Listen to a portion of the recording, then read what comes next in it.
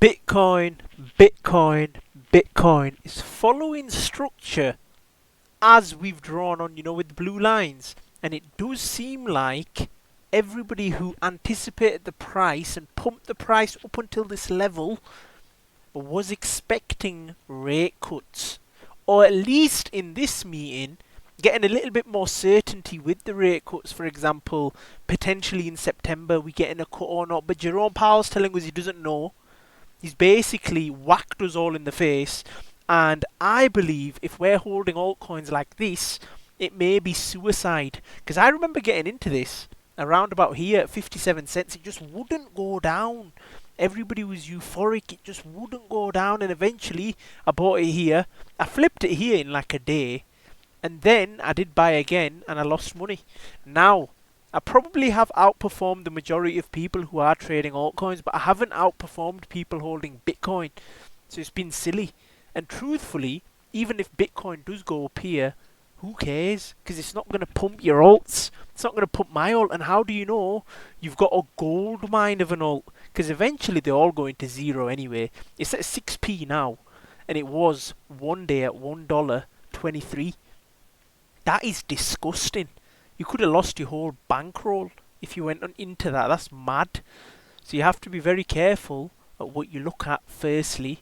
We don't know. This is very uncertain price action. It could even go down. Because if you look at the heat map over the 3 months, we could definitely go down to 111, I believe, before flying higher. And let's say we don't go higher. What if we just go down? What if everybody was thinking that it is going to get interest rate cuts? And what if Jerome Powell tells us that we're not going to get him soon? What if we don't get him in September? What if he says something down the line, Trump crashes the markets? Because if we're at all-time highs, for the stock market firstly, and also for Bitcoin, the economy looks like it's in a good place, even though it might not be. If the S&P 500 is soaring, like it is on a day like today, it's at all-time highs, do you think they're going to cut rates? No.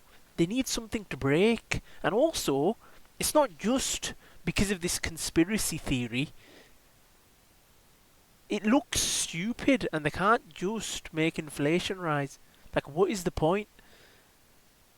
It's not the way they should be moving and they should be rolling. So it's definitely feasible for us to come down to these levels. So you need to be very careful in what you think and pick. Because if you're picking things like this, things that have literally zero intrinsic value, it's dangerous, I'm going to be real.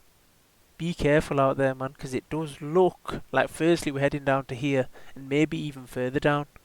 I wouldn't be surprised because we're not getting rate cuts, in my opinion, until that happens. We could definitely get them in September. It just depends on how things are going, but I don't know, bro. Currently it doesn't seem likely at all. Sorry to be a bear.